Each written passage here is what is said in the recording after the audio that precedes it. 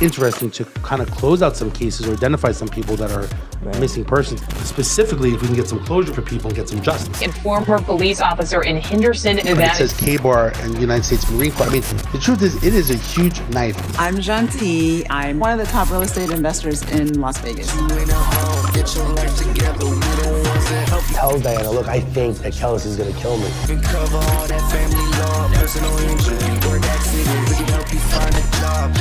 Any videos where you have an officer basically, they don't have ID, they can't get into a hotel room.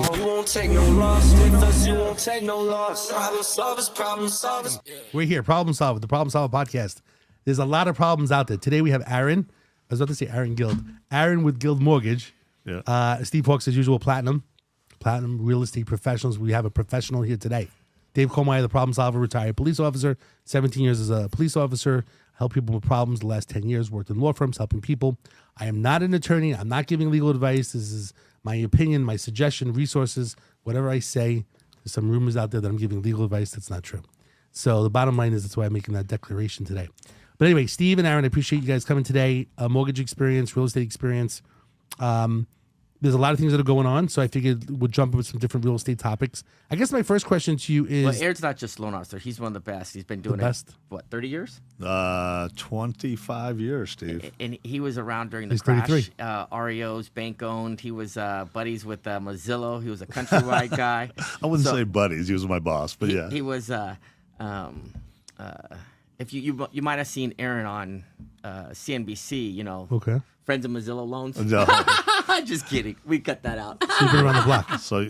But anyways, he's super experienced, and people go to Aaron to get deals done because they know if he sends a pre-approval, if you're a realtor and you send a pre-approval over with Aaron, and you send another deal with like a internet company or something, and the other deal is higher, they're going to take his as long as it's close because they know it's going to what with him. That's the difference. So other realtors know you.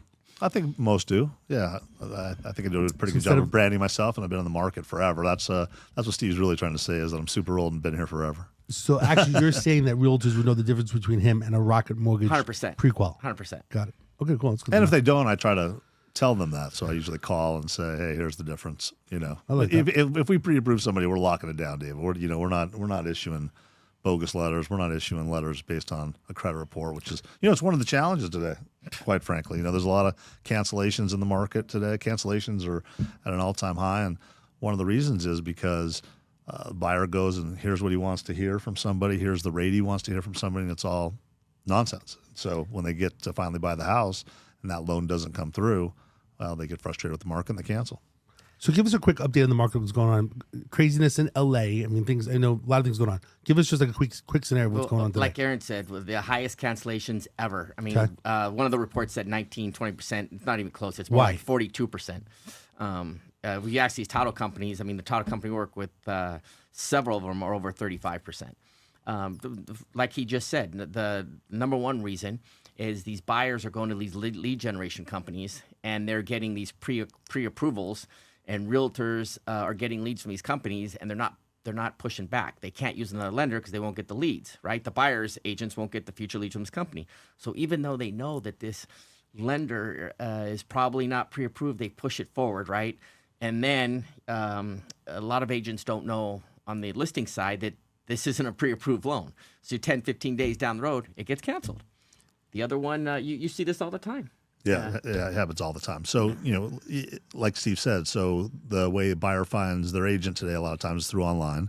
And if they got that online lead, it comes with a mortgage company attached to it. And so that loan officer at the other end may not have done a great job in the pre-approval. And so once the buyer goes in, they're already scared, right? Rates are high, values are high. Should I be buying? Shouldn't I be buying? There's already a lot of trepidation. And then they go into the process and it doesn't happen. And their lender's driving them crazy because they can't qualify. So as soon as they get told no, they in the good old days when the market was hotter and it was more of a buyer's market, where buyers wanted so many houses, they'll do anything to make it happen. But today, where they're already afraid, if the lender starts to become too cumbersome, or the repairs are too big, or the seller says something to upset them, they drop out. So like it's kind of scary time, so people just drop out. Yeah. They already were afraid, right? And now all they need is an excuse to get out. When you say buyer leads, they're hooked up always with a mortgage company? Like they have to use the mortgage company that the leads come from? Yes. On the most part. If they don't get future leads. And Got so it. that's how you're able to that's how these poor loan officers and poor lenders are getting a lot of business. It's not because they're good. It's because they're generating the leads. This is, How do they generate the leads?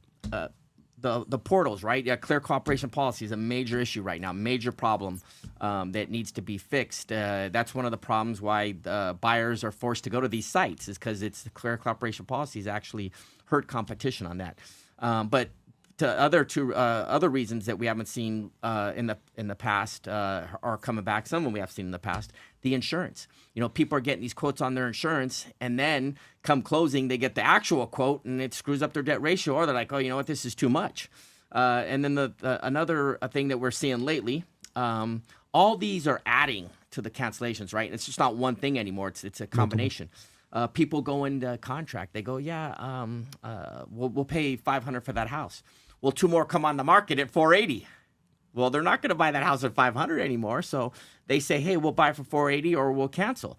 And that's another reason why they cancel. If they're seeing all these houses come on the market, and like Aaron said, oh, you know what?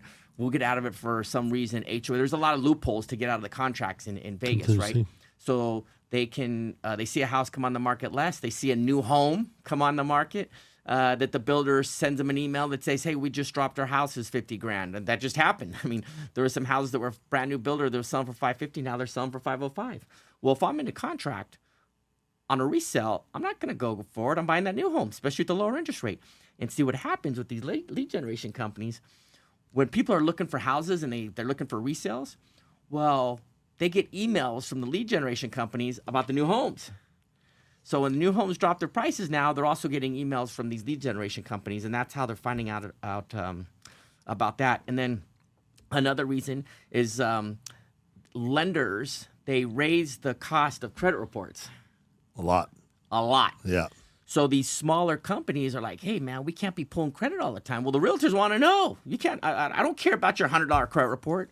So now they got you can talk more about this. They have for $35 a soft pull. Uh-huh. So these lenders are pulling a soft pull and saying, oh, yeah, their credit's good. And then when they do the full credit, 21 or whatever, 15, 20 days later, something shows up on the credit report. Oh, we didn't know about this. Well, why not? Well, because we paid the $35 one instead of the $100 one because our mortgage broker or mortgage company owner said, hey, we got to cut the cost on this. I mean, look, you pull 100 credit reports, that's $10,000. If you pull 100 of the small one, that's $3,500. So that's a big reason. And that comes from the credit report agencies. Credit report agencies have really raised their fees. So you'll find today that if you go all the way through a closed transaction, you may pay up to $250 to $500 for credit reports, just for credit reports. So he's right. Lenders today have to make a decision based on conversation if it's worth it to even pull your credit. So if they pull a soft pull, and then a lot of customers ask for soft pull. They don't want a hard pull because if you do a hard pull, you know what happens next. 80 to 100 texts and phone calls from third-party companies because the credit bureaus sell your information. Your lender doesn't sell the information, but the actual credit bureau sells that lead to other lenders, and now it's game on. And they will blast you like crazy for days. Anybody who's recently had the credit pull knows, and so so a lot of lenders don't want that to happen either. So they pull a soft credit pull. So there's a lot of stuff going on industry wide. Steve doesn't want to name names, but the big ones are Zillow and Redfin, right? So Zillow and Redfin, if you're getting leads from the giants, right? They own mortgage companies, and so at the end of the day, look, they can't force you to use them. Right, that would be against the law, but they can highly suggest you use them, and you as the agent who's getting those leads, they can hold you accountable to a retention. So, back in the day when I worked at the biggest bank in America, they would have our agents. We had agents assigned to us as well, and they would have retention scores. So how many transactions a year? So you did 100 transactions last year with us. How many times did home loans get the opportunity as well? Well, what's the number? If it has to be 40%, 50%, 60%, whatever the number they're trying to drive, that's the number it has to be. And so if it's not, right, so let's say you are one of those preferred agents for one of those online lead generation companies, and their home loans team isn't getting 30% of the transactions, you may lose the account. Quick question: with all these realtors that are out there, it's funny because I was one of those bank-owned agents, and I had to make sure that I got a certain amount of loans to that bank, or they wouldn't. They wouldn't supply you. They wouldn't supply me new foreclosures of bank owned. And back then, that was 95% of the market was short selling foreclosures. Yeah. And here's the thing, Steve, and I'll talk about it now. I wouldn't talk about it back then, but the bank was awful. We were horrible at home loans. We couldn't deliver a home loan on time if our life depended on it. Yet Steve is being held accountable to make sure he refers us, right? So not only do I have to refer you, I got to refer a really bad loan officer in a bad system that's not going to get the loan closed, right? Or is going to really struggle. But he has to still do it, or else he's not going to keep the business. And here's the funny part: if we didn't close, or if we didn't close on time, we got penalized. Well, we're not closing, and we're not closing on time because you're forcing us to use this lender that is not good. Because the good loan officers are with companies that don't have to pay those fat fees. Because those lenders were getting a lot of business, but they also had huge splits, right? So my scores would go down if we didn't close on time or it didn't close. Well, you forced us to use that lender. My lender, first of all, we would have closed on time, and second of all, I wouldn't even put that buyer in escrow because my lender would have told me in 3 days they couldn't get a loan. Not 3 weeks. Everything repeats itself, Steve. Yes. It's interesting because you see it don't rhyme, but it doesn't repeat, but it rhymes, It right? rhymes, exactly. It's interesting because these days, like in the police world, we say it's performance goal objective. Like you had to write tickets in New York City as a cop. Yeah. So you had to write 20 tickets a month and then like one arrest to stay with your partner in the car. Otherwise, you'd be disciplined. So that when you say like penalized, you really are being disciplined. Yeah. You're basically not performing. So what they it's the want. exact same thing, right? Like, what if no crime's being committed in front of you? Right. So you still got to go create 20 You gotta look for tickets, crime. and You you gotta got to find a crime. That's right. And if something's marginal, That was the pressure. And if something's marginal, right? And let's say you're on the end of the month and you haven't pulled that arrest yet, you got to find a crime. So I'll share with you something you don't know, but it's a New York City thing. Like you've had a shopping cart. If you was like a homeless guy, you had a shopping cart. So there was like I'm brand new, 22 years old, watching New York City cops as I'm a cop, right? Basically, if someone had a shopping cart, it's illegal. It's possession of stolen property because that cart belongs to the supermarket. Yep. So if the person needed one arrest a month, they would go out look for a person with a shopping cart and arrest them for the stolen. Now it's not corruption. It's true. Yes. How many people are in New York City with a shopping cart that's homeless? So they make the arrest one a month just so they would still not be disciplined or penalized. And it's a great analogy because it's not a quality arrest. It's an arrest, but it's not a quality arrest. Same thing here. But the pressure. It's a loan. Not a quality loan, but at least I pulled the loan in. But now, who are we going to frustrate? Yeah. It's a pre-approval. It's a pre-approval. Yes, I yes, need the pre-approval. yes, I need yes. it for my conversion. Are there enough? Even though we know it's not going to go through. Right. Are there enough leads on Zillow and Redfin to support all the realtors that are out there? I mean, it can't be thousands and thousands of leads. I mean, how many realtors are there right now active? Well, it's funny you asked this because realtors bought 1.4 million leads last year? Yeah.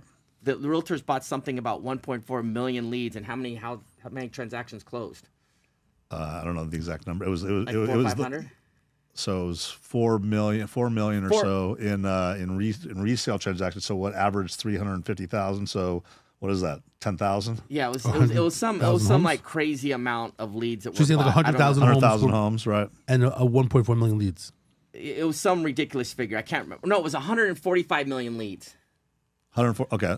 I think it was 120 million leads. It was So some maybe crazy amount of leads. 1%. Not even 1%. Yeah, it was a crazy amount of leads. But do you normally pay per lead? Is it just when the deal comes through? Well, no, they've changed it now. Now some people pay per deal, a percentage. Like a lot of these lead generation companies are paying, charging the buyer, which passes it on the buyer's. The lead gen companies are quote charging the buyer's agent, but not really because the buyer is paying it, right?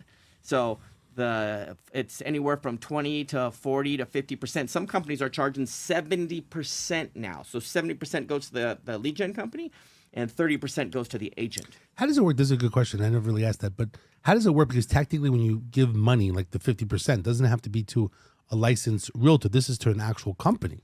The company is a licensed real estate company. They don't have to be a realtor. So anyone can go get their real estate license and then bring in referral fees. Yeah. But the buyers don't know about it, right? The buyers and the sellers, they don't. Most of them, I don't know any that know that we tell them sometimes because on listings we tell them, hey, we got to charge this, but we got to also add 25 to 40% because we got to pay this company that referred you. Well, why didn't I just call you? Nobody told me this. The sellers are like, well, why am I paying extra? Well, you're paying extra because you didn't call me direct. You called that company, so I gotta add this on.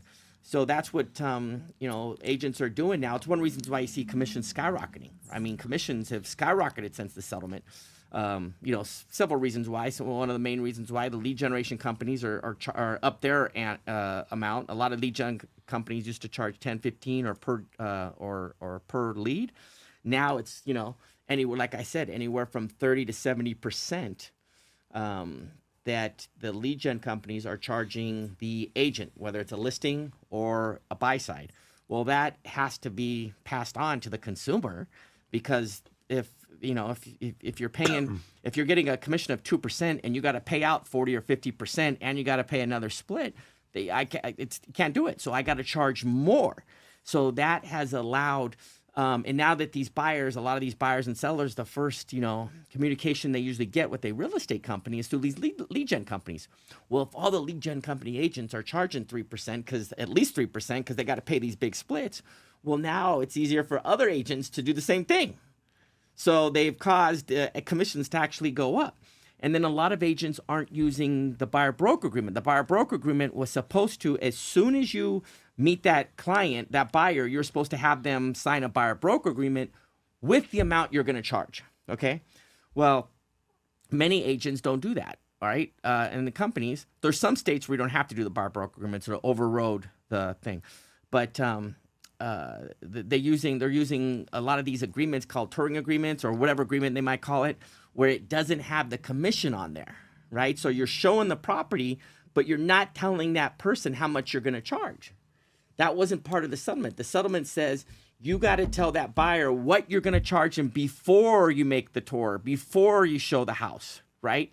And that's part of the what's going on now with these attorneys is they're fighting this, going, wait a minute. A lot of these companies are using these, agreements that don't have the commission on the first time. So they go in and it's kind of a joke, show for free, then charge you $3, right? That's what's going on right now. Because, I looked at my... So it's a different agreement than the buyer's broker agreement? It's like their own... Yeah, so the buyer broker agreement per the settlement was supposed to have the commission on before you tour. Well, a lot of companies aren't doing that. And if the big companies aren't doing it, then the small to medium companies, if they do it, it's a disadvantage. So what do they sign the buyer's broker agreement without numbers on there? Correct. Basically, it's a buyer broker agreement without any numbers. Which is not supposed to be. It's supposed to be numbers there. They're supposed to be the But you commission don't know on there. because you're submitting the offers, right? Or you're going... Well, no. Once they submit the offer, then they have them backdate the buyer broker agreement, or they sign the buyer broker agreement when they do the offer. But here's the thing: when you have a majority of the agents or a large percentage of the agents and companies doing that, it forces the other companies to do it too. Because if I'm a buyer and I call you at these lead gen companies, lead gen says, "Oh yeah, you don't have to sign this." Okay. This is just an agreement that allows me to show you the house. I'm not going to put any fee on here. Okay. Well, if that same buyer calls their friend or the person they work with and they say 3%. And says, hey, you got to sign this agreement. This is how much I'm going to charge you. Well, I don't have to sign that with these guys. I just called this company and I don't have to. Oh, okay. Well, I'll do it too. But that you force that other buyer agent, that realtor, to also not follow the But are realtors afraid that they may get in trouble? I mean, this is something new because you're supposed to put the numbers down. Well, listen, when these companies came out and said, hey, these tour agreements, this is how we're going to do it. And AR didn't say you couldn't use touring agreements. And our local MLSs, the local MLSs didn't say anything about not using touring agreements. But it is a different agreement. If you're silent, what does that mean? They didn't come out and say, no, you can't use these because it doesn't have the commission on them. Well, it'd be interesting if you just put TBD, like to be determined. Can't do that. You're not supposed to do that. Per the settlement. It's blank. Yeah. But blank is not better anyway. It's just like they're not supposed to be blank either. No, hey, look, But the touring agreement is a different agreement, which is interesting, right? Yeah. Like they get around it by just saying, I'm just touring location. We didn't agree on. In my opinion, I say, hey, if you're going to use the touring agreement, don't use anything at all, because the touring agreement shows that you're actually thinking on ways how to get around it. Where the buyer, with you don't. But the new home people are doing that. Everyone's doing the touring agreement. Lead generation companies are doing it. A lot of realtors are doing it now, because you don't have to have that conversation with the buyer and you don't have to negotiate the commission. And it's like I said, there's a lot of people. In fact, that's not my opinion now. It's not just that's what's people have different opinions on it, if it's legit or not, right? But one of the attorneys filed an appeal, and that was one of the examples that she used, and she said that they're bait and switching people, and that's where show for free, then charge you 3 came into play. Sounds like a good billboard. Yeah. Well, it's funny now. You can ask any realtor what the going. Many companies in Vegas now are, when you sign up with them, that some of the brokers are telling the agents, when you work with us, you have to charge 3% on the contract, on the buyer side, on your buyer's broker agreement.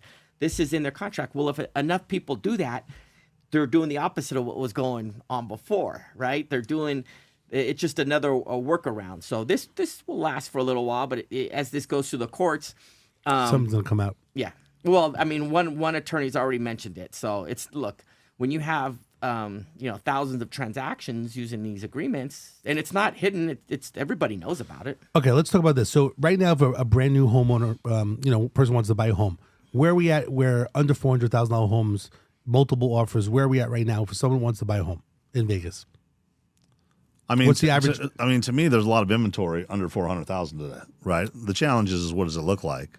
So there's a lot of homes for sale, right, Steve? I mean, I pulled the other day. I think I pulled under 350,000.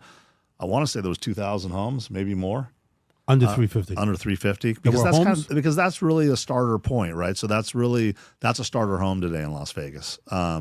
And the average household income to qualify for that house is probably 80,000, 90,000, which is still a lot of money, right? But that's what it takes to buy a house today because where interest rates are. But there's inventory is growing without question. But is the activity there? Yeah. So people are talking about the crash, right? Yeah. So is the Vegas market crashing? Well, is it crash or correction? Well, that's right. First of all, let's what's a crash? What's a crash? Right. 20% is a traditional crash. And the biggest misleading figure is the median price, right? Because the median price is a irrelevant figure. Why they use that, I don't know. It's 2025. Let's break it down. Which, by the way, the median price in Las Vegas last month went up by like 5%. So that caused a lot of hullabaloo because everybody's like, prices are dropping. They're not going up. But the median price went up. Median just means the middle, right? So it was like 480,000 or some crazy number. Just means that half the houses sold for over 480 and half the houses were under. That was like 5% more than last year. So if you're reading that, you think the Las Vegas market is going up. But if you look at the sales were kind of anemic last month. And what was the average sales price of those homes, right? So, Steve, what were you going to say? Yeah, no, exactly. It doesn't, the median price, all those home sales could have gone down and the median price still could have gone up. Yeah. What and the way that happens is just less houses in the 300 to 400 sold, right? If you had more houses that were 600,000 and 700,000 that sold more than the 400, when I say more in volume, not in price, like if an $800,000 house drops to 650, that's actually going to technically raise the median, right? Yep. But people don't understand this. So in Vegas, are we going to have a crash? Well, my opinion, above 600, if you define a crash as a drop in 20%, yes, that's not that much money. See, people get nervous when they hear crash because 20%. Well, before, throughout the last 100 years, if you told someone that their house was going to drop 20%, that was a nightmare scenario. And that was a crash because that 20%, let's just talk Vegas, 20% in Vegas was 10 to 15 years of equity. Right. So if you said your property is going to drop 20%, oh, sell now, that's a crash. Because it took me 10 to 15 years to get that 20%. Now, if your house drops 20%, it's technically a crash, but it doesn't have the same impact because that 20% only took you 18 months. Right. It's 18 months. So if I tell you, hey, your house is going to crash 20%. Oh, no. Wait a minute. Your house is going to go back to March of 2023 prices. Oh, okay. Even if the houses went back to March of 2022, people are still going to make more money than they ever imagined in 2019. To me, it's the biggest challenge in the market. I mean, you bought a house in 2019. You paid $400,000 for it, right? You hoped that in 10, 12 years, the thing would be worth $600,000, and it happened in 3, right? And now you're thinking about selling it, and now you want all 6, right? And you're not willing to give up. I mean, like you just said, if I got to give back 20% of it, I still crushed it. Right. Take the W, move on. Right. But so many sellers today, they don't think that way. They want every bit of equity they gain in 22 and 23. or 21 and 22. I messed up. I should have sold. My house crashed. I'm losing $75,000. What are you talking about, bro? You bought this for $400. You're selling it for $700. Right. You're crushed making it. $300. You killed it. But it was $800. My neighbor just sold for $800. A lot of houses doubled. A lot of houses in Vegas went up 100% from 2020 to 2024. Yeah. And now we're seeing, so when someone says, "Hey, is the market crashing?" Well, based on that, homes above 500, yeah, they're probably going to drop 20%. But homes under 400, under 450, that's where it gets dicey. And that's why the median price is so misleading, because the hedge funds have bought so many homes under 500 that there's still a small amount of homes available in the pool that could actually go on the market. So when you put that into the factor, like the RJ, the guy from Lead Institute, Dr. McCoy, super good. He did an event at LVR, and 25% of the homes in North Las Vegas are owned by investors, right? Well, if you take 25%, that's all the homes. If they didn't buy anything over 500. So when you drop it down below 500, they probably own over 50, 60%. Some of the neighborhoods own 50 or 60%. And a majority of those homes, as he showed, were Wall Street huge landlords that own those homes. It's such a great point, because the buy box for Wall Street was 400 and under, 3 bedrooms or more. The home had a specific description, right? So those homes, all those homes today are probably worth $500,000-$600,000 a day, right? So a big percentage of those homes are owned by Wall Street. They're not coming off the market. They have renters in there. Right. They're happy with those rents. Those rents go up every year, even if they stay flat. They are thrilled to death with that. That's part of their investment strategy. Has nothing to do with selling those houses. Has everything to do with renting those houses. Now, they are selling a lot today, I think, to free up some cash, but they're not huge sellers. They're not selling in Vegas. And they're not selling in Vegas. They love Vegas. Yeah, they're selling in Atlanta, Texas, some other, yes. In regards to falling prices over 600 grand. And real quick on those prices, even if the houses dropped, you just think if most houses, even if they drop 30 to 40%, they'd still be way up. Right. From 2019. And Steve, let me stay on that topic for a minute. So think about it. You bought a $400,000 house, right? 2009. You put 10% down. So really you invested $40,000. You didn't invest. Are you saying 2009 or 2019? 2019. So $400,000 house, you really invested $40,000. So if it's worth $7 today, right? And so that's $300 in equity. You invested $40.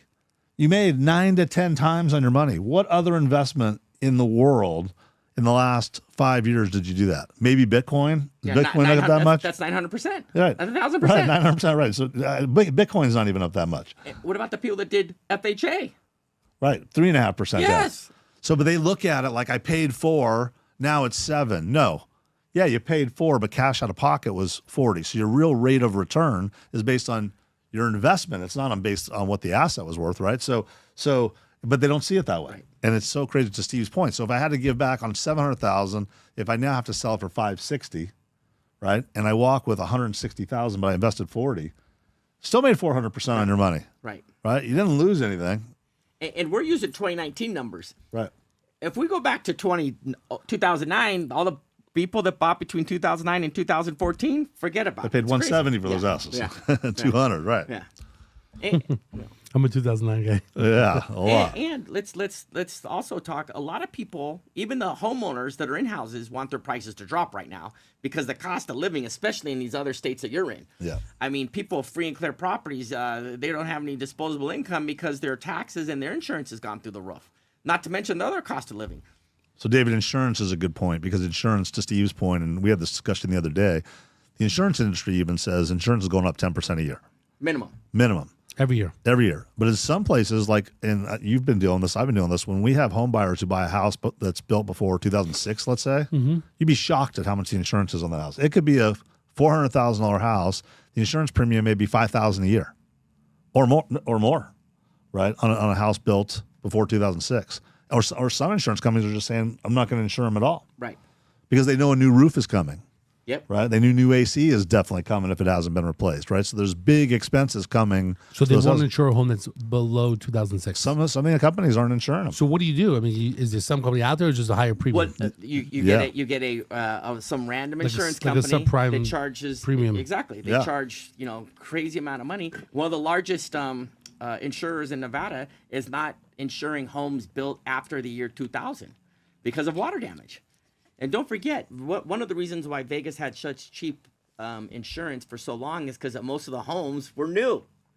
Most of the homes were new. Now that they're, all those homes from 205, 206, 207 are turning 20, right? They're 20 years old. And what happens is the main reason why they're cutting them off is because of water damage.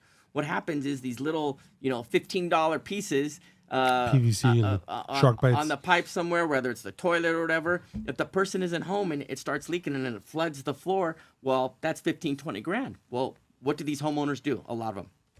You know what? I need a new kitchen. I need this. So that 15, 20 grand turns into 50, 60 grand. So the insurance pays 50, 60 grand. Well, now with AI, they're looking at all those homes that they have insured that are that model match, that are in that area, that builder, that subdivision, and they cancel them. Because they know it's coming. They know exactly, just like Aaron said, they know it's coming. And if somebody has a water damage claim, and they call their insurance company on their next house, they're probably going to have that insurance company is probably not going to insure them, and they're probably going to cancel on that with the water damage because it's such a problem. I mean, eventually. Well, a good tip for your listeners is that when you get pre-approved and you're out looking for a house, you should talk to you have to talk to your homeowner insurance now, very early in the process. So it used to be we order insurance a week before closing or a couple weeks before closing. The last thing to do. Yeah, just to underwrite the loan, make sure that we have all the expenses in there. But today, really before the year of the house. Really, yeah. When you go tour the house, you should call your agent and say, "What's it going to cost to insure this house?"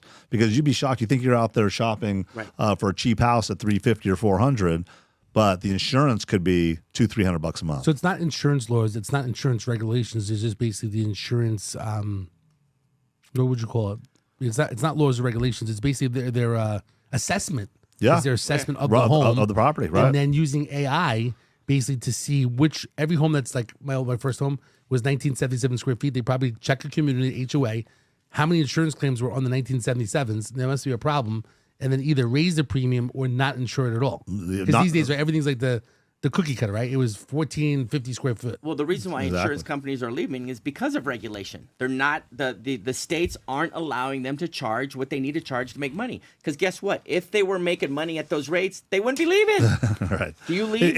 And you look, it's a much bigger issue in California and Florida and Texas, but it's becoming an issue here in Southern Nevada because the age of the homes is becoming older, right? So we don't have the natural disasters as much as they do, but at the end of the day, we have homes being aged and homeowners that didn't change the roof and didn't fix the plumbing and didn't do this and didn't do that.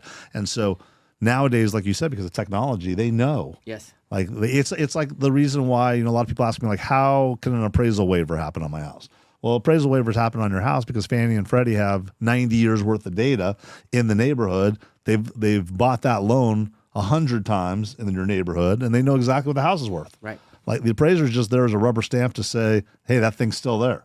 There's a home on there. And they know how many people are default in that neighborhood. If nobody's in default, they're like, we don't need it. And if someone's putting, 20% down, they take the risk out. Yeah. So just to recap one thing, jumping back a little bit. So in regards to crash or correction, what's your opinion? Being in the mortgage business for a long time. So right now, basically, it's June 10th. What's your thought process from June to September? And the question really comes when you say crash, is it correction as well? It's the same thing? So I think real estate is local. So I think that you're going to have pockets of this country that prices are going to come down. Some areas prices are going to go up. Some areas prices are going to be flat. If you're specifically asking me about Las Vegas, I think the biggest positive factor for Las Vegas is we're landlocked. It's really difficult for home builders to find a dirt to build on and to build any product that's remotely close to affordable, right? So I think if you go out there and like Steve's saying, if you go out there, you may be able to find a house 20% below list. It doesn't mean the market crashed, but you got an amazing deal on a crash-like price, right? I think the longer we go, more sellers are going to realize the market's not going crazy. Rates aren't coming way down. The lower. And if you want out of this house, that you probably are sick of by this point, because it used to be, David, the average person was staying at home 6 to 7 years. That's now 11 to 12 years. 11 to 12 years, I don't care how nice your house is, you're sick of the house, right? That's a long relationship with a house. But you've had life changes too. And you've had life changes. Your kids have graduated. I don't need this. Right. You know how many people I got in houses right now that they're in these big houses and they want to sell them? I don't need this, but they don't have a choice. Well, also because the mortgage rate could be so low. Yeah, they have a low mortgage rate, so that's what's keeping them in their house. But the kitchen's old. You want to renovate a kitchen today with inflation? What's that cost? Forget about it. Minimum $70,000, $80,000, $90,000. You want to change your bathroom? $40,000, right? So I think there's a lot of homeowners out there who say, you know, my rate's 3%. I'm not going anywhere because I'm not going to go pay 7%. But then when they go to Home Depot and they price out a kitchen remodel or add a deck or whatever it is, in today's inflationary world, it is costly. Right. And so now I'm going to go get a home equity line of credit. What do you think the rate is on that? 8%, 9%. So now you start to think to yourself, I can go get a new home. The builder will buy down the rate for me. That's right. The home will be smaller, but I'm going to get my brand new kitchen. I'm going to get an awesome lighting package. I'm going to be able to snap my fingers and all my lights are going to go on. That's cool, right? And so I think that it's just going to take time, because it was so fast that we went from 3 to 7 that people were in shock mode. And so I think it's just going to take time. I don't think we're going to be at 7 much longer. But I don't think, I mean, my personal opinion is we're not getting to the 5s for a long while. I don't know what you think, Steve, but I mean, it would take to me, it's going to take an economic calamity to get us into the 5s, but it could happen. Yeah. You know, I don't think it's going to happen, but, you know, so I just think that over time, that 11-year-old house that you've been in, your kids have left, right? Maybe there's a grandbaby out there somewhere you want to get closer to. Life, like Steve said, life happens, right? And so life changes don't mesh well with your 3% rate and you being married to your house. Right. And people have a 3% interest rate, but when they had a 3% interest rate, their insurance was $300 a month. Now they got a 3% interest rate, but their insurance is $900 a month. Yeah. Especially in California, which we'll catch on later. But we can pretty much, homes above 500, we know they're going to fall in Vegas, and they're going to fall, depending on what you consider a lot, because the new homes have done it. The new homes have dropped their prices in many areas already. You could buy. So when you go to a new home development and you look at their pricing sheet, that's a lot very misleading, because what they do is they add lot premiums, right? So yeah, how much you pay for this house? $500. How much did you pay for this house? $500. No. That's what it said on the sheet. But how much did you pay for it? Oh, I paid $500 plus a lot premium of $75,000. Oh, so you paid $575. Yeah, I paid $500 with the lot premium. No. You paid $575, right? So you have builders now that are removing those lot premiums, right? So the price on the sheet has stayed the same or gone up a little. But in reality, if you drive that neighborhood and you pull all those streets up, go on the tax record, and you'll see what those people paid. They paid 10, 20, 30% more than what you could get that house at today. Yeah. And in addition, a lot of these new builders, they're opening up their own insurance companies, or they're brokering out. Self-insuring, yeah. Because guess what? The first 10 years, no problem. Nothing's going to happen. Nothing's going to happen. Nothing big. My friend just closed on a brand new house, 1,800 square foot house, 1880 square foot, $550,000. Guess how much his insurance was? $24 a month, home insurance. If they wanted to pay for the whole year, guess how much? $292. Wow. $292. So self-insured by the builder. They brokered it out to, I think, Mercury or something. But who's not going to take it? Yeah. And that is going to also cause insurance for resales to go up, because now those insurance companies that are insuring the resale market, they're not going to be able to have a pool of old homes and new homes. So the old homes are going to cost us more. The new homes aren't going to cost that much, but we charge the new homes a little bit more. Now they can't do that. Now they're going to have 20 old ones instead of 10 new ones and 10 old ones, because these people that used to go to the traditional insurance companies for their new house are now going to use the builder's home insurance company. So the bottom line is, at this particular time, it's better to go buy a new home where you basically, they're buying down the rate. This is not good for you, I guess, right? They're buying down the rate. Yeah. Then they're using their own insurance, or they're broken insurance that's cheaper. But what happens? But here's the issue. What happens when you buy a new one? You're a homeowner. You're going to go buy a new home. What do you need to do? You need to sell your old one, which is a resale. Mm-hmm. So it creates the transactions. People from California, I mean, even on the resale, when someone says, yeah, my insurance is, $500 a month. It used to be $200. People in California are like, 500? That's it? Nothing. Yeah. And California, they're in big trouble. I didn't, I don't see how home prices, I used to think, how can California home prices drop since they're not building any, right? I mean, they're building it's basically nothing, right? Or apartments, right? Because LA, all this, LA, they got that mansion tax and, permits, all this stuff. So anyways, building new homes is very rare in California. Well, they have a huge problem right now with insurance. And like I said about 7 months ago, the biggest impact is not going to be interest rates. It's going to be insurance. And today in California, the average person is having to go on the California Fair Program. Low risk people are now being forced on the California Fair Program. That was only for high risk. Well, the California Fair Program is 300%, 400% increase. So California is subsidizing insurance costs. That's what the program Steve's talking about. The state's subsidizing, right? But here's the thing. For insurance. They're charging 300 to 400% more than the normal insurance companies, right? And they're still broke. What does that tell you? That tells you that those insurance companies, even if they charge 300% more, it still won't work out for them. Bad business model in California. Yeah. And see, what happened is California limited what they could charge. Well, these insurance companies, the reason why they're not taking low risk on is because the insurance company's like, yeah, we have enough policies in California. We can't do anymore. Yeah, but I'm low risk. Sorry, we're at capacity. So now the low risk people can't get insurance because the insurance companies are like, yeah, we can't do anymore because we're forced to, we're limited on how much we can charge. So now State Farm did a 17% increase. Now they need another 30% increase. Well, if they don't get it, State Farm says we're out. Look, you just proved by California Fair Program. And homeowners in California are playing Russian roulette right now with insurance because California Fair Program only goes to $3 million. They might raise it to $4 million. But let's say your house is worth $6 million and you're on the California Fair Program. Well, if something happens, you lose that $2 million. And on top of that, good luck getting money because the California Fair Program is broke, right? And there was a LA Times did an article on this. I think it was LA Times. They had this elderly lady sitting in front of her lot, burned out lot. Where's my $547,000? She hasn't even got her $547,000 yet. So these are the people that paid into this program that's broke. And the idea of getting the money, what their plan was the insurance companies were going to pay half. And then the other part, the insurance companies, the part that was, they're broke. So the insurance companies were going to pay 50% of the that would need to be paid. And then the other 50%, they were going to charge their policyholders. So every policyholder in California, no matter what, was going to get anywhere from $2,000 to $4,000, probably closer to $4,000, assessment on their policy. That was part of the California Fair Program. Well, that's how they were going to get the money to pay these people. But a consumer watchdog group sued and said, wait a minute, you can't charge these consumers $2,000 to $4,000 to pay somebody else's insurance. You can't do that. So now that's held up in court. And now these people that are owed money by the California Fair Program, where are they going to get it from? Right.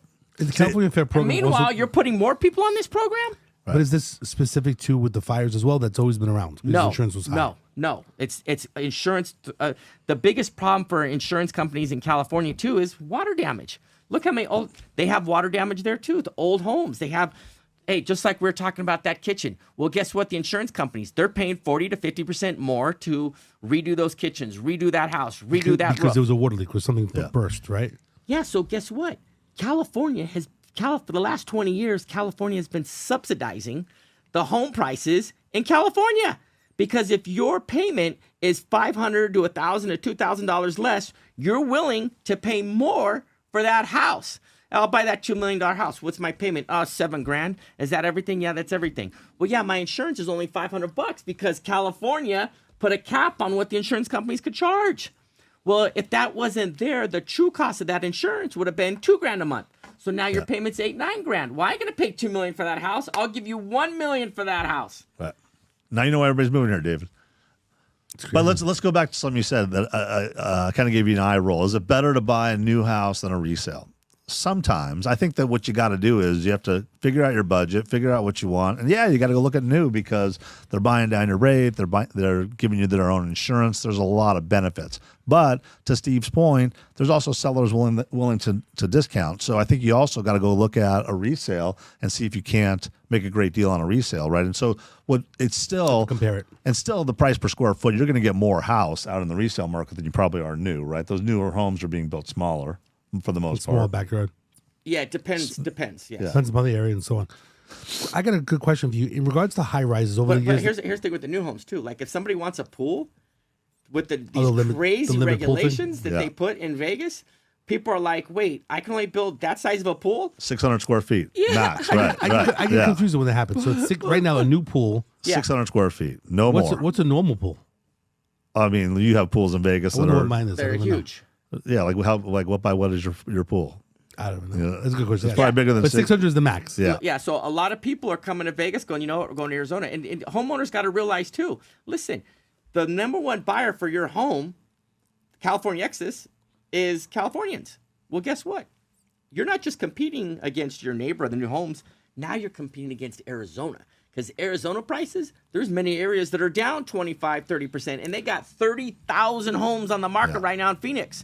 So now I once was going to come in Vegas, but guess what? I got to go look at Phoenix now too. I can get any pool I want. I can get a big yard, and the house is $300. That same house in Vegas is $450. I thought Arizona was always more expensive in general when I looked things up.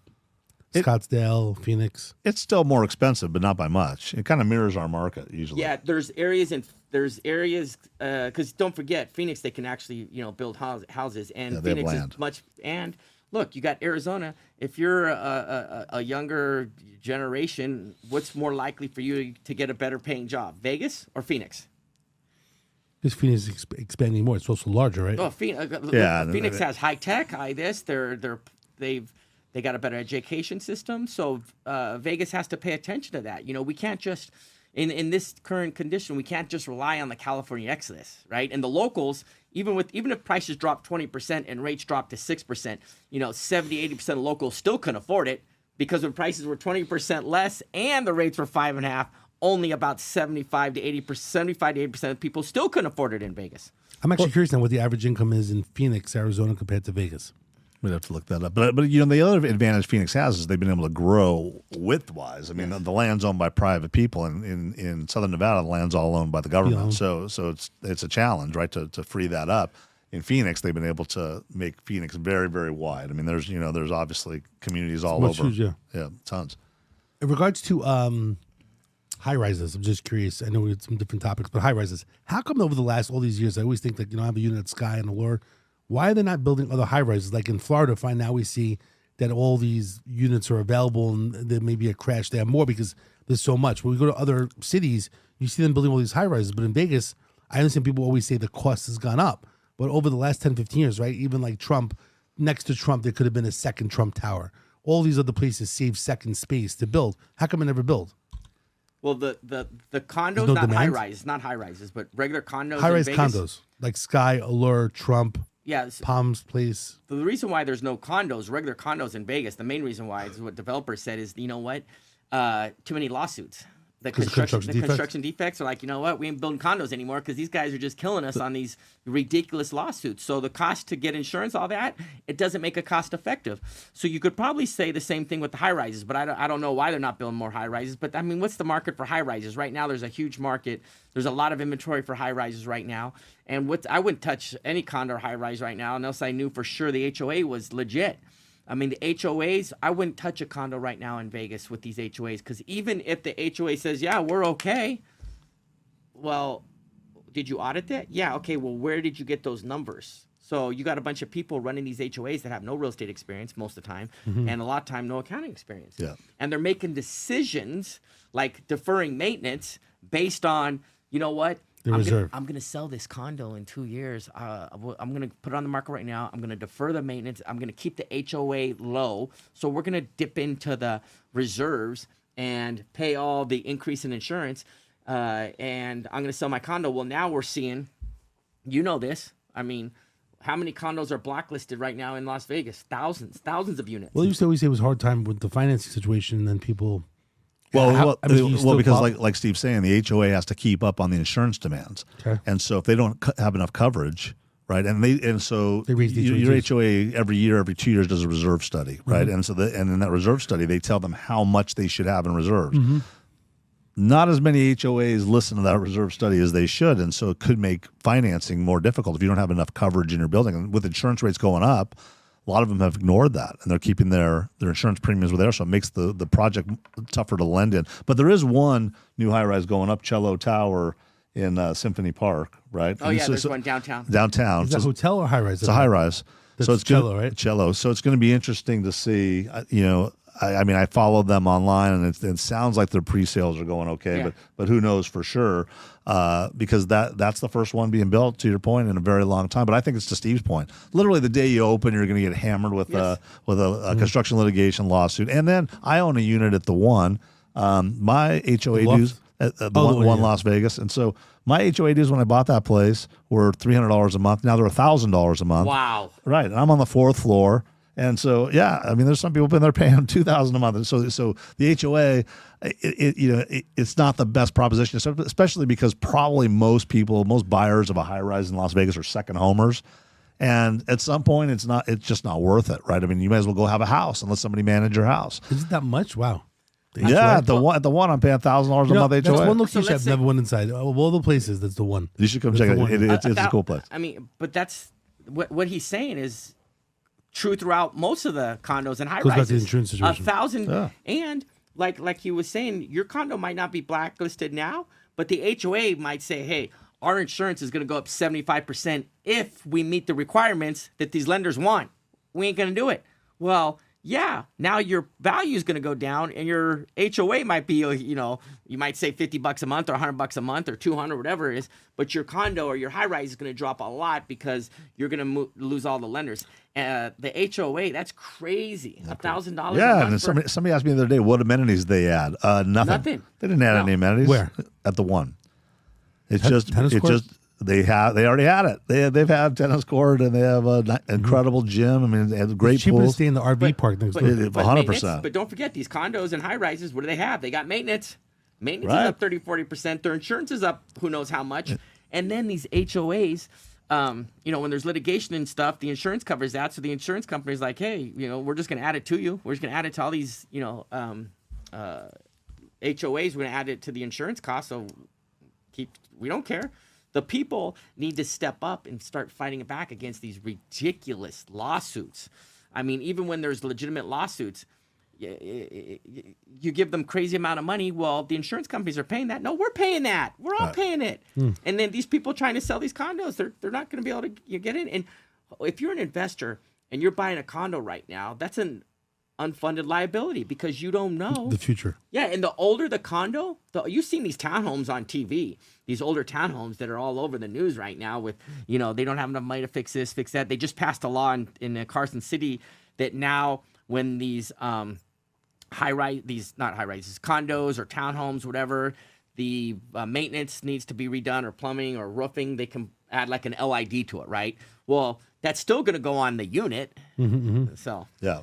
Okay, so we talked about we have about 8 minutes left. Clear cooperation policy, right? We talked about falling prices over $600,000, which is like a little bit more higher end, right? Under $400,000 homes, median prices in general like that. Insurance crisis, based insurance going up. It's not a good situation. I guess insurance. The one walkaway today is like, wow, insurance really, because you keep thinking about it in California, but it affects us here as well. Everywhere. Buyers paying 40% hidden fee to the portals. I guess that's because the agents are making the money that they're basically putting it back. They don't to the pay a buyers. hidden fee. They just don't realize that when they buy that the lead generation company is taking 40%. So it changes the nature of the transaction. you just described a hidden fee. It's not a hidden fee. They just don't know they're paying it. I love it. One thing I get confused with this hidden fee situation is the agent's paying it, but you're trying to say the agents are raising their... No, the buyers are paying it. When you buy a house for $600,000, is the agent paying $600,000? No. Is the title company paying $600,000? No. The buyer is. Yeah. And so if I say, oh, hey Dave, I'm gonna charge you $600, but $50,000 of that was going to the landscaper for the next 5 years, do you think that was legit? No, you would have got your own landscaper. You would have negotiated with that landscaper not to charge you $50,000. Well, guess what? That now with a lot of these, I call it the portal tax, right? This is a portal tax. People are being taxed. They don't know about it, right? Or hidden fees. Well, this is impacting the buyers without them knowing. Buyers are losing houses because their agent won't negotiate the commission on the sell side because they're not going to make enough. We've already seen it happen many times. So if the buyer knew that their agent was doing this, they wouldn't have used that agent, or they would told the agent, hey, I want to negotiate part of that 25, 30, 40, 50, or 60% too, because what kind of value is that bringing to the table? Nothing. And that's a direct call to clear cooperation policy. What are you doing to prevent this? Why don't you have it on the MLS that, hey, if you use us direct or if you get these agents from these sites, this is how much these agents charge. This is how much these agents, this is how much this portal charges. This is how much this portal charges. The buyers and sellers need to know this. It literally just happened to me last week. Last week, I had a great buyer, makes an offer on a house. They're using an agent from one of these big lead generation companies. I don't want to mention which one. Counter comes in, and the counter had reduced the commission for the buyer's agent down to 1%. Well, because of what they're paying for the lead, they couldn't afford to accept that, right? They never presented the counter to my buyer. My buyer ends up having to fire the agent and then going back and making an offer a week later with a different agent. Now, she didn't even know any of this stuff was happening until she went back to her non-lead generation agent who had sold her house before in tears, saying, I don't understand why I can't get this house. He reviewed the agreement, talked to the other agent, and turned out that he got a copy of the counter that was never presented. Counter wasn't presented because the buyer's agent wasn't going to make enough money. That's not fair. I got several examples that are similar to that. In fact, we just had one close a few days ago that the agent specifically said, I can't do that because I'm not going to make any money because I got to pay. And he broke down what he had to pay. Well, I told him, I don't care. We will call the buyer direct and we'll let them know, oh, you can't do that. Oh, we can't do that because you're a breach agreement because you didn't tell that buyer what's going on. Yeah, so you're going to reduce your commission or we're going to call that buyer direct because the seller and the buyer were talking. So you got 10 minutes to send that back. Boom, 10 minutes, we got it back. Because they know if you call them out on it and you contact that buyer, they're in breach of contract, among other things, let alone the code of all that stuff, right? I don't care about all that. But the breach of contract, when you're hurting consumers, you don't got no call on that. You got no call on that, and you cannot justify that action. I wrote here, luxury agents losing deals to Zillow Flex. Did we cover that? I don't think so. Oh, that's huge. That's like, so Zillow Flex is the greatest lead generation ever existed, right? Because they're the main. They're very smart. They're taking advantage of clear cooperation policies, and they've been able to bring in these consumers. Right, the Zillow, the luxury used to be a little niche, right? Well, all my friends that are Zillow Flex are getting phenomenal luxury leads. My buddy just got a $5 million listing. I mean, all over the country, not just Vegas. I have another friend at Zillow Flex here in Vegas. He got a $1.8 million buyer. He got a $3 million lead that he showed him 5 houses and then put them into escrow. $3 million lead. Never, 10 years ago. And then he got another one for 1.2. I have another agent. She got a 1.8 million, the Zillow Flex agent, not my agent, a 1.8 listing, and then that 1.8 is 1.2 buyer. And I can go on and on and on. Well, these were luxury deals that used to go to the luxury agents and the luxury listing, right? Like we were just talking about this. One of your buddies is a top luxury listing. Well, he agent, he doesn't get those buyers anymore. So their business has gone. When you the old days when you got a listing, you'd get buyer leads off that. That doesn't happen anymore because they're being redirected. And nobody feels it more than that right now. The luxury market but the luxury agents are doing some things to fight back. So we'll see how that turns out. One thing I've always been confused. I always see these different realtors that say that they're a luxury agent and they market like the higher end stuff like that. But how the hell? I guess for the regular consumer, you're looking for that luxury agent.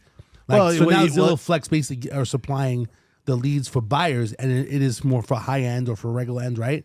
But like, it wasn't like different. You don't have to be like a luxury agent, is not a specific specialist, right? You're just marketing. They do have a specialty that you can sign up for, but at the end of the day, 10 years ago, the luxury buyers, the luxury sellers didn't go to Zillow. Like Zillow was more. They looked for the luxury agent. They wanted to be in the magazines. They wanted to have these big spreads. They wanted these flyers sent out, these 4-page flyers sent out to Thick ones, 1,000 homes, right? So premium quality stuff. technology has destroyed them because now $5 million customers are going on Zillow, right? Because they don't care about the magazine. They know who's reading the magazine, right? It's, you know, so who's even opening a flyer anymore? By the time I produce a flyer and send the flyer out, I want my house sold, right? I'm better off going to Zillow today. My house may sell in the next 3 days versus me waiting 4 to 6 weeks for a flyer to go out across the country, right? So Zillow has hurt the luxury agent. Now, there's still a specialty, I think. But you have to do a really great job of branding yourself. You got to be really heavy in social media. You got to sell an image. I think that you can penetrate the Zillow world, but you have to. But it's tough. Yeah, you got to. The problem is that people are trained now, like it's muscle memory that people go to Zillow. Hey, it's going to be a lot harder now. We were just talking about this because, you know, part of the clear cooperation policy, there's some, you know, fallout from that. Part of it is, you know, you have to have that listing on the MLS within 24 hours. So Zillow says, you know, check this out, look it up yourself, but I'm paraphrasing. If you don't have that listing on the market in MLS and on Zillow in 24 hours, Zillow may not put it on Zillow at all. So now if you're a luxury agent and you're saying, yeah, you know, I got this special website where all these high net worth people go to, well, that site is basically worthless now, because once you get a listing, if you put it on your specialty site where these high net worth people go, it has to be on Zillow and the MLS within 24 hours.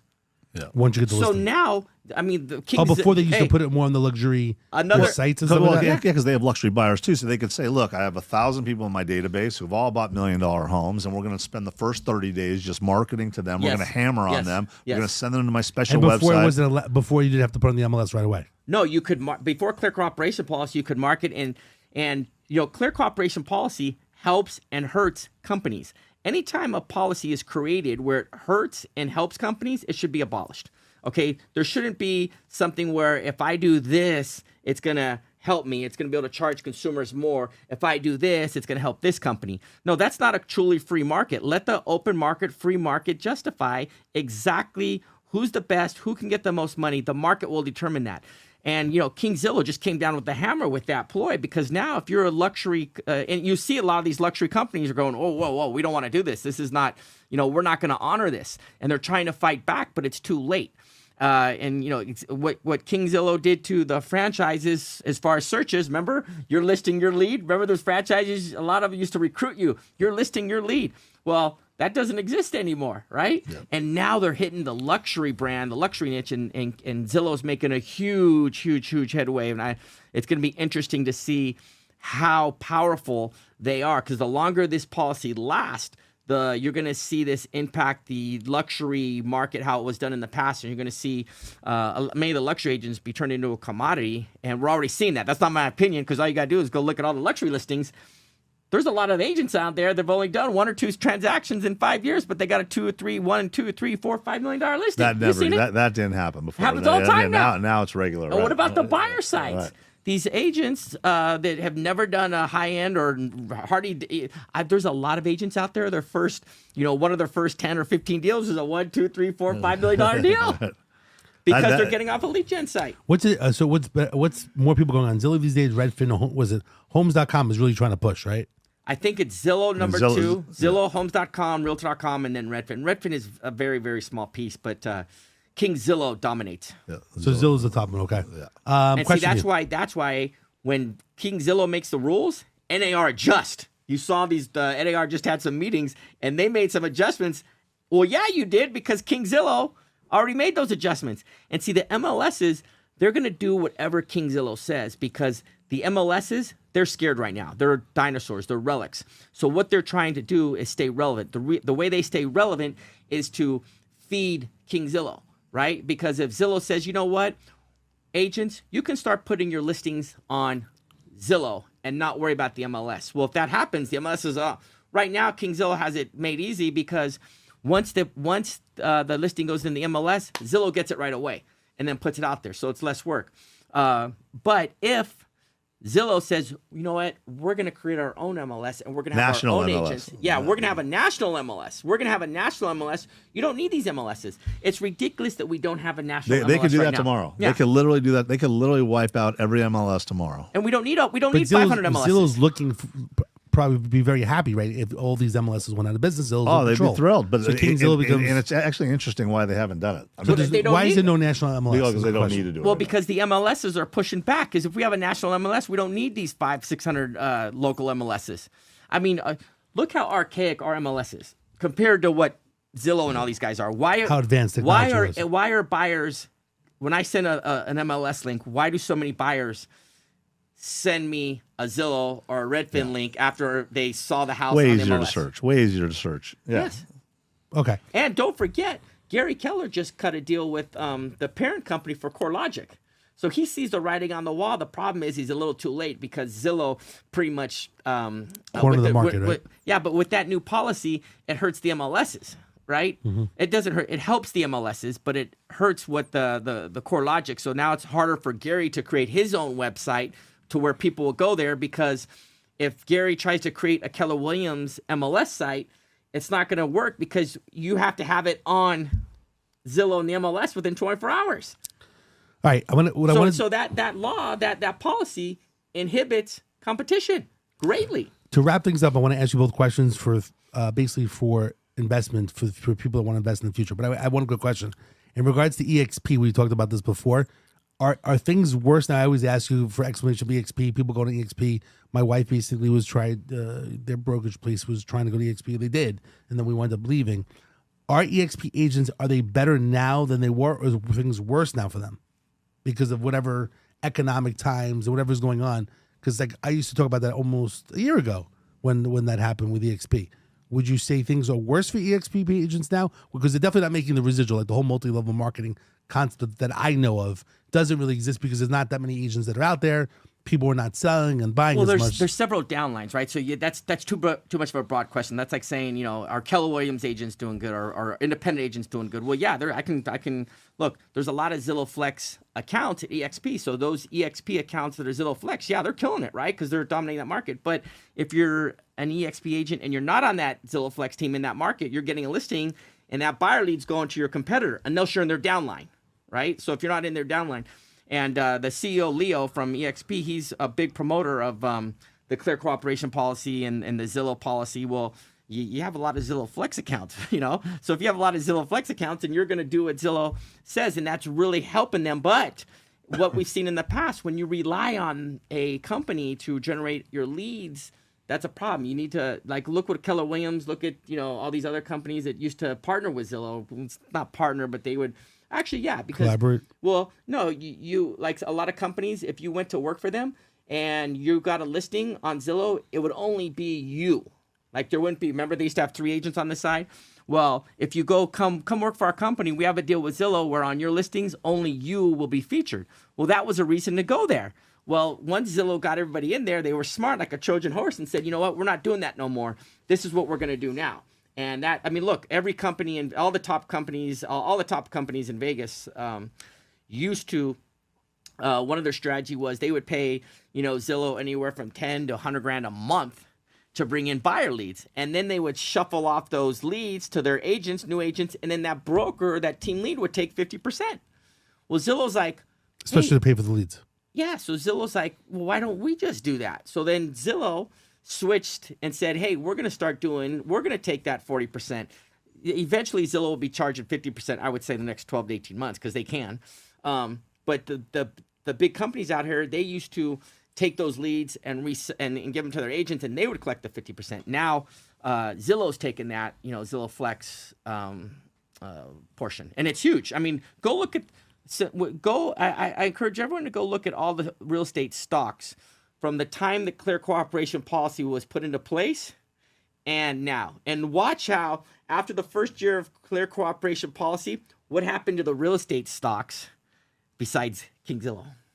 Who benefits the most from this? They do. They're geniuses because, see, real estate, like Keller Williams, and not just Keller Williams, but the franchises, they're fractured, right? They're not one company. Compass, EXP, Redfin, they're all one company. So they're able to maneuver for another show, but we'll talk about that later. Last question I have for both of you guys in general. I'm always asking the same question, which I asked years ago when I mentioned Trish Nash, was a police officer, and Michael, the husband's up.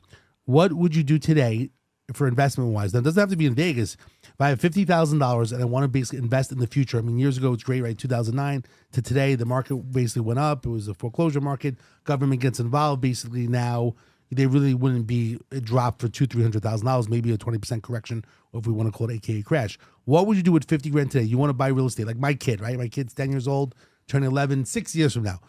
What's the best investment these days? Are we saying stay local here in Vegas? If you're in Vegas and go buy FHA, go buy a fourplex, leverage, what would you do? Would you take 50 grand, go to other states where you can go buy homes that are 100 grand, that cash flow? What would you do? Give me 3 tips. That's my big question these days of realtors. 3 tips that you would do for an investment for the future for you and your children. Well, I think I'd want to be cash flow positive, which would be very difficult to be today, or be very, very close to cash flow positive, meaning that if I had a mortgage and it was $1,000 a month, I'd want to make sure I was getting at least $900 a month, $800 a month in rent. I wouldn't want to be going too far upside down today. And so I'm not sure 50,000 to get that done in Las Vegas today. So I would look to other markets, and I would look to markets that are trending up in terms of employment. And you probably got to look to the South or the Midwest and those areas. And because if you're going to do that and you're not going to live in those cities, you're going to have to hire a property manager as well. So you're going to have to find you got to find a team, right? And so I would probably start there. I do think it's critically important to get on the ladder of home ownership, no matter what's going on, because nobody can time the market. So I think that you have to, if you can't afford to buy your own house to live in with $50,000, or it's just going to be too expensive for you to do it in Las Vegas, then go buy investment properties in other cities.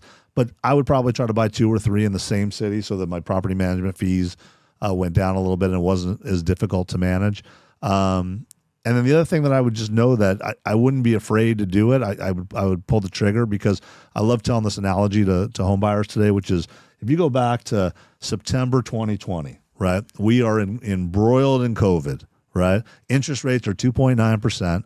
The median sales price in Las Vegas was $333,000, right? And 40% of people in Fannie Mae survey said it was a bad time to buy a house. It turned out to be one of the greatest times to buy a house in our history, right? Mortgage rates have nearly tripled, home prices nearly doubled, and it was the second biggest September for home sales in our history.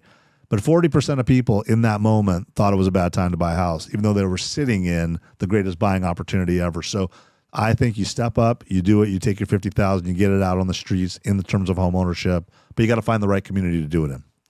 It's funny. My wife always says, we should have bought during COVID. We should have bought during COVID. Like, you were lucky that people were paying the rents. Luckily, we actually had a bunch of Section 8 that the payments were going through. Yeah. But what happens if no one was making the payments? The mortgage payments were still going through. Well, but it was a good time to buy if you were able to hold the money. And your point, it probably wasn't a good time to buy investment because of what you said. The government was making it so you didn't have to pay rent. So in California, those investors, they're still not recovering. They're still in the hole. You got to be careful of that as an investor. Right, as an investor, because you got to make sure you collect your rents. Yes. So I wouldn't buy it in California. I would be careful of certain People states. Still behind the or Oregon, or Washington, be careful. or New York. You got to buy in states that are, not crazy, right? I mean, even San Diego's a nut place now, bro. Yeah. It's nuts. People saying to buy in red states. All right, what are your thoughts? $50,000, your kid, your daughter. What do you do for the future for them? Yeah, basically same thing with same thing. Aaron said. Yeah, but except like he added at the end, make sure you're buying in a place where you're going to be able to collect rents, because now you go up down Vancouver, Canada, Seattle, Portland, San Francisco, LA. It all came down south, and everyone thought San Diego was safe. No, San Diego, it's hard to collect rent now there too. Yeah. Make sure you collect your rents. Right. Go, Yeah. and you said, Is that what they say the red states, more Republican states, right? I wouldn't just say red states. I'd say just be careful of very liberal governments that if something goes sideways, like a pandemic or something, is going to cut off rents. Wait, right? There's no pandemic in California right now. People can't get paid. Or Seattle or Portland. So that's a great point. Be careful of landlord rules. So research the landlord rules and know what it takes to kick people out. Right? If they have a law in place that you can't kick people out, they make you got to go to court or something to kick, then avoid that area. Yeah. Right? And guess what? All those areas that have these great tenant laws have the highest rents, horrible for tenants, and the biggest shortage. California has over 2 million vacant homes sitting empty because millions of those people, many of those people don't want to rent it out because it's too risky to rent it out because they don't want to get people out. In the Wall Street Journal, they did the article after the fires. There's 200,000 homes that are vacant in Los Angeles because people don't want to rent them out. And it's like a savings account because they're going up, up, up, up because they're not building, they're not renting, and they're not selling. So guess what? Prices are going up. Keeping up his payment. And David, if you look at the hedge funds, right? The hedge funds don't care about values going up. They only care about rent, right? So that's why they bought all those houses in Vegas. That's why they still buy in Vegas. That's why they're not selling homes in Vegas, because they know rents, even if they're flat right now, will continue to go up. So to your point, if you go buy for $50,000, so you got to put 20% down, so you're going to be able to get, $200,000 to $300,000 worth of real estate. If you go to an area where those homes are $150,000, $125,000, yeah, you're not going to crush it in equity, but over time, that rent is going to continue to go up and up and up. And so if you start to think like the hedge funds, those guys aren't making bad decisions, because they know that real estate can be cyclical. They didn't buy based on selling; they bought based on renting. Long-term rental income, cash flow. But I like what you said in regards to deployment going up. Well, listen, I appreciate you guys. We covered a lot of stuff. We got an hour and 15 minutes of talking here, which went by pretty quick. Anyway, so Aaron, I appreciate Guild Mortgage. My goal basically is with the problem solver is to basically, if someone wants to call a problem solver, they need a mortgage agent. I refer people as well. 702-999-111 is the number for the problem solver. Problemsolver.vegas is the app, and so on. So if anybody's listening and they want me to connect Aaron, that's great. I will do that. Guild Mortgage. Again, Steve Hawks, I appreciate all your insight as well. There's always something going on. I always laugh. Every day it's like there's something new. But I appreciate Steve as well. Wealth of knowledge. Actually, it's funny. I told John T., my co-host that's not here today, I said, we're bringing Steve on. I was like, Steve again? I'm like, yeah, who else is going to talk about real estate all the time? And John T's my co-host, who's also a realtor. But not everybody has knowledge and experience, and this following as this much, and things are changing. Well, what makes Steve special, and I was just talking about him to another agent today, is that Steve, most agents are always coming from the positive end. Steve just tells it like it is, right? And so now sometimes I think he goes a little on the negative side, but at least he's being truthful with you, right? He's not telling you got to go out and buy a house today. He's telling you the pros and cons, and that's all you really want today, especially in a time of fear. You need transparency. You want somebody who lays it out for you and lets you make the decision. This actually saves me money because this is my therapist. That's why. That's one issue with realtors, and ask the public. Too many realtors gaslight. And you can't gaslight in the last 5-10 years because technology there. So everything you're saying, I see with my eyes. I go on Zillow. You can't. I see what's going on. So a good example is Josh Altman. And I've done an event with him before. He's super honest, tells it like it is, and doesn't gaslight. Well, after the fires, he said he was on Fox or one of those and said, hey, these people aren't coming back. They're not going to be able to build. 50 to 75% of these people aren't coming back. These families aren't going to come back 5 years from now because their kids are in school and all that. And it's going to be a nightmare to try and rebuild. And he was going all the scenario, what was going to happen. And then the next day, all these realtors came on and gave him a hard time. Oh, that's not right. We're going to rebuild. They're coming back. He's being negative. He's blah, blah, blah. They're giving him a hard time. Well, guess what? Josh Altman was right every single thing he said. Why? Because he was telling the truth. Yep. So all those realtors that were talking trash about him owe him a big fat apology, and maybe they should learn something from Josh about not gaslighting your people. And that's a perfect example. He don't gaslight, right? And that's why he's one of the top realtors in the country. Not to go too long, but those, I have a buddy of mine who owns a home in Pacific Palisades. Strangely enough, his home didn't burn. He show you a picture of his house because it was built in concrete most recently. He doesn't have a house around him for a mile, right? And he literally said what you said. Every single of none of his neighbors are rebuilding. They're taking their insurance money. They're selling their land to developers, and they're going to buy houses elsewhere. They have no interest in building for the build. Yeah. Especially in California, 2-3 years, right? Especially in California with all the red tape. 5 years? Forget about 2 years. Good luck. Oh, yeah. Just what permits you mean? 2 years. Look how many permits have been pulled in Pacific Palisades? 4 so far. Altadena, a disaster. Look at Maui. Look at Maui. Yeah, 6 houses built. I think 6 houses built in 2 years. Yeah. In Maui. In 2 years, 6 houses So basically, commercial developers will take it over. For sure. Well, a lot of these developers don't even want that because right now, it's a nightmare. Residential developers will build big communities, but they got to assemble all that land first, so it's going to take them a long time. And it's not going to be affordable because these builders are like, these developers are like, after all these regulations, I got to sell this house for $8 million. I can't do that. Yeah. Can't afford to do it. Anyway, appreciate you guys both coming on the show. You guys are a wealth of knowledge. Thank you so much. Anyone that basically wants to get connected to Steve, let me know, 702-999-111. Thank you so much. Thanks for the problem solver. Any problems, please contact me. Have a good one. Thank you.